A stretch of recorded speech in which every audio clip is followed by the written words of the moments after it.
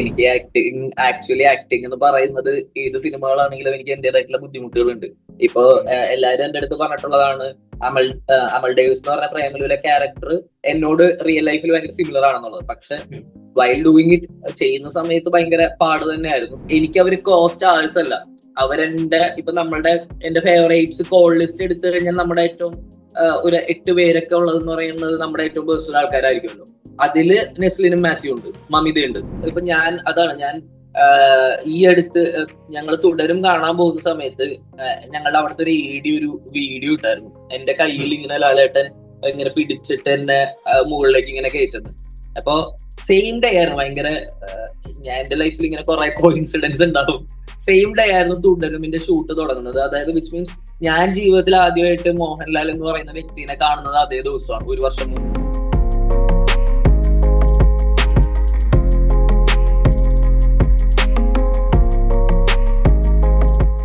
Hi Sangeeth Prathap, welcome to screen. Hello, thank you. Hi. അപ്പോ ആദ്യം തന്നെ congrats for the success of Bromance and Thudarum. Okay, thank you. ഇപ്പൊ ഇതിനു മുമ്പ് ചെയ്ത സിനിമകളിൽ നിന്ന് കുറച്ച് വ്യത്യസ്തമായിട്ടുള്ള ഒരു ഫിലിം ആയിരുന്നല്ലോ ബ്രൊമാൻസ്. അതായത് ഒരു എല്ലാ സമയത്തും ഒരു ഫ്രെയിമിൽ അല്ലെങ്കിൽ മോസ്റ്റ്ലി എല്ലാ സീനിലും രണ്ടിലധികം ആൾക്കാർ, ഒരു നാലഞ്ച് പേര് എപ്പോഴും ആ ലൈം ലൈറ്റിലുണ്ട്. ഒരു ത്രില്ലിംഗ് റൈഡാണ്, കോമഡി ഉണ്ടെങ്കിൽ പോലും.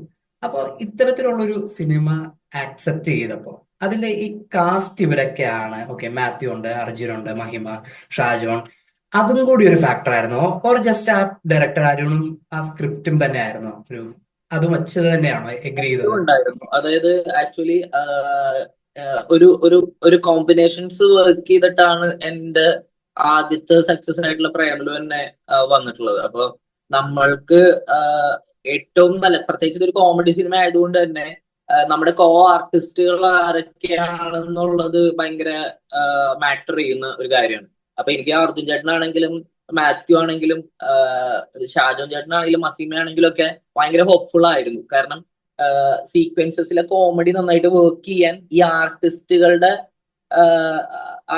പ്രസൻസ് ഹെൽപ്പ് ചെയ്യുന്നുള്ളത് ഉറപ്പായിരുന്നു. പ്ലസ് ഈ ക്യാരക്ടേഴ്സ് വായിക്കുമ്പോൾ തന്നെ എല്ലാ ക്യാരക്ടേഴ്സിനും ഒരു മാഡ്നെസ് ഉണ്ടായിരുന്നു. ഭയങ്കര വിയേർഡ് ആയിട്ടുള്ള ഒരു ഒരു ആ മാഡ്നെസ് എന്തായാലും ഇവരുടെ കോമ്പിനേഷൻസിൽ വർക്ക് ആവും എന്ന് പ്രതീക്ഷിച്ചിരുന്നു. പിന്നെ നമ്മളും ഇതിനു മുമ്പ് കണ്ടിട്ടുള്ള ഹാങ് ഓവർ പോലത്തെ അല്ലെങ്കിൽ സപ്തമശ്രീ അങ്ങനത്തെ ഒക്കെ സിനിമകളിലുള്ള ആ ഒരു ഗ്രൂപ്പ് ഓഫ് ആൾക്കാർ ഒരു മിഷന് പോവുക എന്ന് പറയുന്നത് ഭയങ്കര വർക്കിംഗ് ആയിട്ടുള്ള ഒരു ഫോർമാറ്റ് ആണെന്ന് തോന്നി. അതുകൊണ്ടാണ് അതിൽ തന്നെ എന്റെ ക്യാരക്ടറും എനിക്ക് ഭയങ്കര വർക്കായിട്ട് ചെയ്തത്. ഇപ്പം ഹരിഹരസുധനും അമൽ ഡേവിസും വ്യത്യസ്തതകളുണ്ട് ഇവര് തമ്മിൽ, എങ്കിൽ പോലും ഒരു ക്യാരക്ടർ സ്പെക്ട്രത്തിൽ ലാർജ്ലി ഒരേ ഇതിൽ നിൽക്കുന്നവരാണ്. എന്നാൽ ഹൃദയത്തിലെ ബൈജു എന്നുള്ള ക്യാരക്ടർ വരുമ്പോഴത്തേക്കും നേരെ തിരിഞ്ഞ് കുറെ വളരെ റൂഡായിട്ടുള്ള കയ്യിൽ വില്ലത്തരം ഒക്കെ ഉള്ള ഒരു ക്യാരക്ടറുമാണ്. ഇതിൽ ഏതായിരുന്നു ചെയ്യാൻ കൂടുതൽ അതെ, ബുദ്ധിമുട്ട്? ഏതാണ് ശരിക്കും പറഞ്ഞ ഹാൻഡിൽ ചെയ്യാൻ?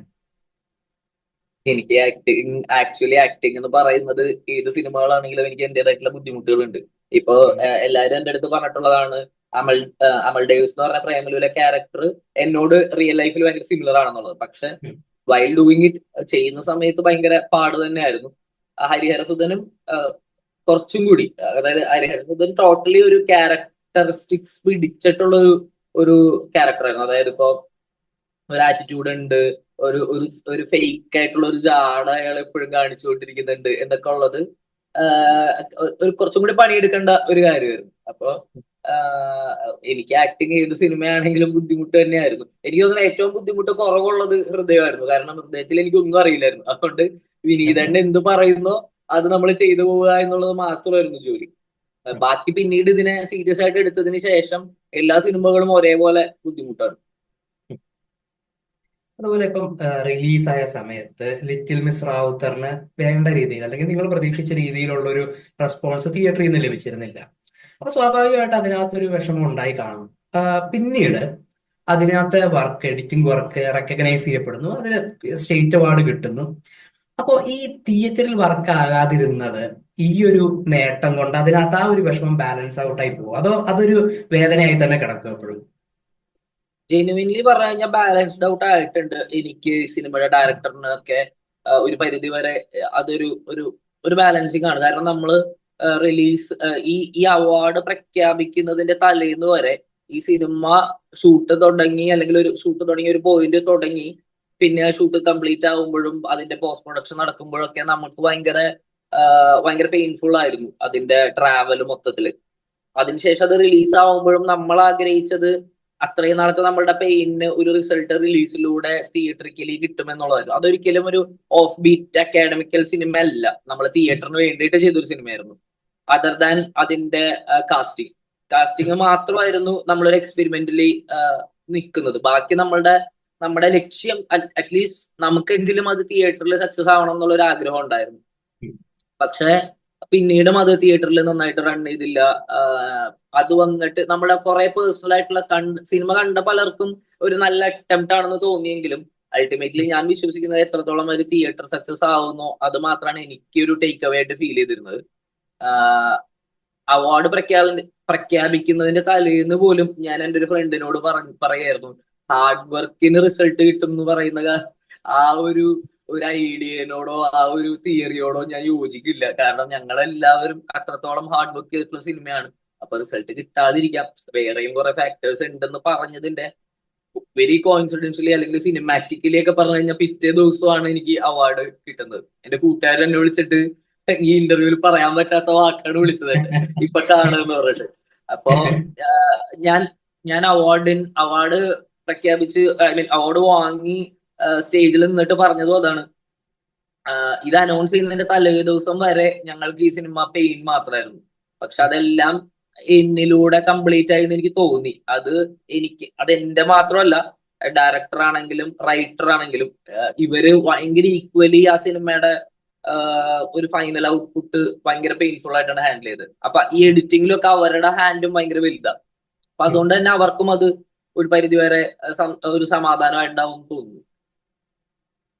അതുപോലെ ഇപ്പം editing is where movies are made and broken എന്ന് ഒരു കോട്ടുണ്ട്.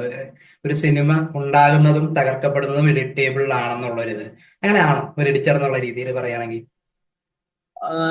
ഡിപ്പെൻസ് ആണ്, പല സമയങ്ങളിലാണ് അത്.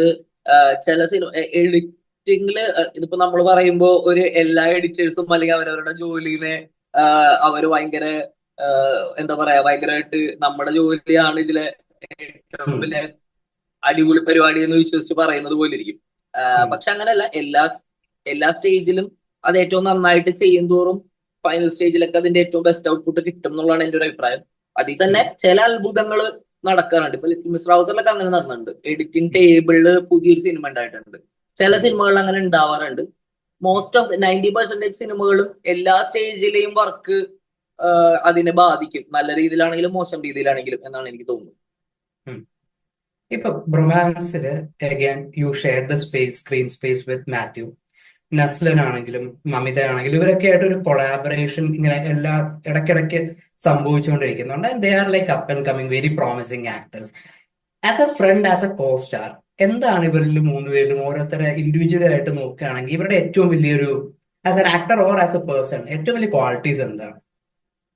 ക്വാളിറ്റി എന്ന് പറയുന്നത് ഞാൻ ആസ് എ പേഴ്സൺ ആണ് നമ്മൾ ഇവരെ നോക്കിക്കാണുന്നത്. എന്നെ ഏറ്റവും കൂടുതൽ ഇവര് എന്താ പറയുക ഇൻഫ്ലുവൻസ് ചെയ്തേക്കുന്നത് ആസ് എ പേഴ്സൺ ആണ്. കാരണം അവരുടെ എല്ലാ സ്റ്റേജിലും ഞാൻ കണ്ടിട്ടുണ്ട്.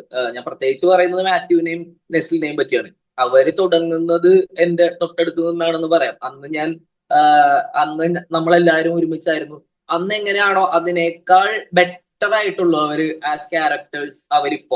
അവര് എത്രത്തോളം ഗ്രൗണ്ടഡ് ആയിട്ടുള്ളൂ അന്നത്തേനേക്കാൾ ഒരുപാട് ഗ്രൗണ്ടഡ് ആയിട്ടേ ഉള്ളൂ. ഇപ്പൊ ഞങ്ങളെല്ലാരും ഭയങ്കര ക്ലോസ് ആയിട്ടുള്ള ഫാമിലിയാണ്. ഇപ്പൊ എനിക്ക് അവര് കോസ്റ്റ് ആഴ്സ് അല്ല. ഇപ്പൊ എന്റെ ഫേവറേറ്റ്സ് കോൾ ലിസ്റ്റ് എടുത്തു കഴിഞ്ഞാൽ നമ്മുടെ ഏറ്റവും ഒരു 8 പേരൊക്കെ ഉള്ളതെന്ന് പറയുന്നത് നമ്മുടെ ഏറ്റവും പേഴ്സണൽ ആൾക്കാരായിരിക്കുമല്ലോ. അതില് നെസ്ലിനും മാത്യു ഉണ്ട്, മമിതയുണ്ട്. അപ്പൊ നമ്മുടെ വളരെ പേഴ്സണൽ ആയിട്ടുള്ള ഫ്രണ്ട്സ് ആയി ഇവര് മാറിക്കഴിഞ്ഞു. പിന്നെ കരിയർ വൈസ് നോക്കിക്കഴിഞ്ഞു കഴിഞ്ഞാൽ ഇവര് 3 പേരും ഈ ചെറിയ ഏജിൽ, ഇപ്പൊ ഞാൻ ഇവരുടെ ഒപ്പം സ്ക്രീൻ ഷെയർ ചെയ്യുമെങ്കിലും ഞാൻ എന്റെ 30s-ലാണ്. എനിക്കിപ്പോ 30 വയസ്സായി. പക്ഷെ ഇവരെല്ലാവരും അണ്ടർ 25 ആണ്. അപ്പൊ അവരുടെ ഈ ഒരു ഏജിൽ അവർ അച്ചീവ് ചെയ്തേക്കുന്നത് ഭയങ്കര വലിയ നേട്ടങ്ങളാണ് ഈ ചെറിയ സമയം കൊണ്ട് തന്നെ. അപ്പോ അത് ഭയങ്കര ഭയങ്കര എന്താ പറയുക, ഭയങ്കര ഇൻസ്പിറേഷണൽ ആണ് സത്യം പറഞ്ഞാൽ. ഇപ്പൊ പണ്ടൊക്കെ നമ്മൾ സിനിമാക്കാരുടെ ഇന്റർവ്യൂ കാണുമ്പോൾ അവർ പറഞ്ഞുകൊണ്ടിരുന്ന ഒരു പോയിന്റ് എന്ന് വെച്ച് കഴിഞ്ഞാൽ സിനിമാക്കാർക്കിടയിൽ ഒരു സൗഹൃദം ഉണ്ടാക്കിയെടുക്കാൻ കുറച്ച് ബുദ്ധിമുട്ടാണെന്നുള്ളതാണ്. അതായത് ഒരു സിനിമ കഴിഞ്ഞ് കഴിഞ്ഞാൽ നമ്മൾ അടുത്ത ഫിലിമിൽ വർക്ക് ചെയ്യുമ്പോൾ ഇതേ സെയിം ആൾക്കാരായിട്ടായിരിക്കില്ല. അപ്പൊ പിന്നീട് അവരുമായിട്ട് കാണാനും അടുത്തിടപഴകാനും ഒക്കെ ഉള്ള സാഹചര്യങ്ങളും സാധ്യതകളും ഒക്കെ വളരെയധികം കുറയുന്നു. ഓഫ് കോഴ്സ് ടെക്നോളജി അന്നത്തെ പരിമിതികൾ അതിനകത്തും അതും ഒരു ഫാക്ടർ ആയിരുന്നു. നിങ്ങളിലേക്ക് വരുമ്പോഴത്തേക്കും ഇപ്പോഴും ആ ഒരു പ്രശ്നമുണ്ട്. നിങ്ങൾ എല്ലാവരും എല്ലാ പടത്തിലും ഒരുമിച്ചല്ല. ബട്ട് എങ്കിലും you guys find time to like ഒരുമിച്ച് കൂടാനും സംസാരം, അതിപ്പം സംഗീത് പറഞ്ഞ പോലെ തന്നെ നിങ്ങളെ കോൾ ചെയ്യാനും ഒക്കെ ആയിട്ടുള്ള കോൾ ലിസ്റ്റിലെ തന്നെ ഫേവറേറ്റ്സിൽ കിടക്കുന്ന ആൾക്കാർ. അപ്പൊ അങ്ങനെ ഓക്കെ, ഈ സാഹചര്യങ്ങളുണ്ട്, നമ്മൾ തമ്മിലുള്ള കാണാനായുള്ള സാഹചര്യങ്ങൾ കുറയാനായിട്ടുള്ള ഒരു ഇതുള്ളത് കൊണ്ട് ആ സൗഹൃദങ്ങൾ നിലനിർത്താനും അത് ശക്തിപ്പെടുത്താനുമായിട്ടുള്ള ഒരു വളരെ ബോധപൂർവമായിട്ടുള്ള ഒരു ശ്രമം ഉണ്ടോ? ബോധപൂർവമായിട്ടുള്ള അതിനു വേണ്ടിയിട്ട് ഒരു ഹാർഡ്ഷിപ്പ് ഇല്ല, നമുക്ക് അതിനുവേണ്ടി കഷ്ടപ്പെടേണ്ടി വരാറില്ല. കാരണം നമ്മള് ഇപ്പൊ സിനിമ എന്ന് പറയുന്നത് നമ്മുടെ ഫാമിലി, ഇപ്പൊ ഷൂട്ടിംഗ് സമയമൊക്കെ പറഞ്ഞു കഴിഞ്ഞാൽ പ്രത്യേകിച്ചും നമ്മുടെ ഫാമിലിയിൽ നിന്ന് തന്നെയുള്ള ഒരു ഡിറ്റാച്ച്മെന്റ്. നമ്മൾ അവിടെ നിന്ന് മാറി വേറൊരു സ്ഥലത്തേക്ക് റീറൂട്ട് ചെയ്യപ്പെടുകയാണ്. അപ്പൊ അങ്ങനെ ഒരു സ്ഥലത്ത് നിന്ന് നമ്മൾ തിരിച്ച് നമ്മുടെ വീട്ടിലേക്ക് തിരിച്ചു പോവുക എന്ന് പറയുന്നത് ഭയങ്കര അത്യാവശ്യമാണ്. നമ്മുടെ ഫാമിലി, നമ്മുടെ ഫ്രണ്ട്സ്. അപ്പൊ ആ ഫ്രണ്ട്സ് ഇവരായതുകൊണ്ടാണ് എനിക്ക് ഇവരായിട്ട് കോണ്ടാക്ട് ചെയ്യാൻ ബുദ്ധിമുട്ടില്ലാത്തത്. അതല്ലെങ്കിൽ അത് കുറച്ച് പാടാണ്. ഇപ്പൊ എനിക്ക് ഓക്കെ. എന്റെ തന്നെ ഇപ്പൊ ഇവരല്ലാത്ത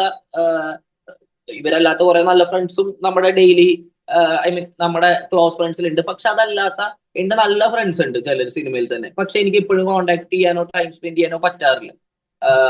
പക്ഷെ ഇവരെന്ന് പറയുന്നത് നമ്മുടെ ഫാമിലിയാണ്, നമ്മുടെ ഹോമാണ്. നമ്മള് ഫാമിലിയുടെ ഒപ്പം തന്നെ നമ്മുടെ ഏറ്റവും ക്ലോസ് ആയിട്ട്, അതാണ് ഞാൻ എടുത്തു പറഞ്ഞത്, എന്റെ ക്ലോസ് ആയിട്ടുള്ള ഫ്രണ്ട്സ് ആണ് ഇവര്. അതുകൊണ്ടാണ് എനിക്ക് ഇവരായിട്ട് കോണ്ടാക്റ്റിൽ നിൽക്കാൻ പറ്റുന്നത്. അതല്ലാത്ത നമ്മൾക്ക് ഇഷ്ടമുള്ളതും അടുപ്പമുള്ളതായിട്ടുള്ള പല ഫ്രണ്ട്സിന്റെ അടുത്തും ഇപ്പൊ പറഞ്ഞ അതേ പ്രശ്നങ്ങളുണ്ട്.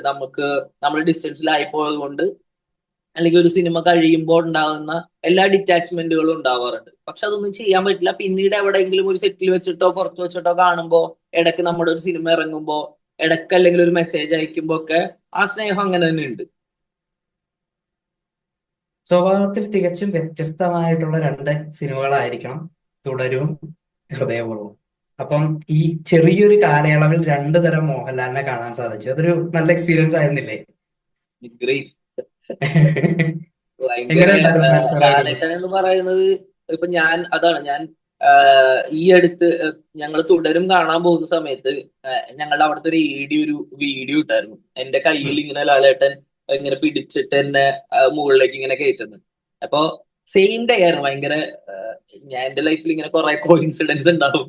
സെയിം ഡേ ആയിരുന്നു തുടരുമിന്റെ ഷൂട്ട് തുടങ്ങുന്നത്. അതായത് വിച്ച് മീൻസ് ഞാൻ ജീവിതത്തിൽ ആദ്യമായിട്ട് മോഹൻലാൽ എന്ന് പറയുന്ന വ്യക്തിനെ കാണുന്നത് അതേ ദിവസമാണ്, ഒരു വർഷം മുമ്പ്. എക്സാക്ട്ലി ഈ ദിവസം തന്നെയായിരുന്നു. അപ്പൊ എന്റെ വൈഫാണ് എനിക്കത് മെസ്സേജ് അയച്ചിരുന്നത്, ഇത് ഈ ദിവസമാണ് തുടരും ഷൂട്ട് തുടങ്ങിയത്. വിച്ച് മീൻസ് അന്നാണ് ഞാൻ ലാലേട്ടനെ ആദ്യമായിട്ട് കാണുന്നത്. അപ്പൊ ഒരു വർഷം കൊണ്ട് ഇപ്പോ ഞാൻ പറയായിരുന്നു, ഞാൻ കഴിഞ്ഞ കുറച്ച് നാളുകളായിട്ട് ഞാൻ രാവിലെ തുടങ്ങി വൈകുന്നേരം വരെ സമയം സ്പെൻഡ് ചെയ്യുന്നത് ലാലേട്ടന്റെ കൂടെയാണ്.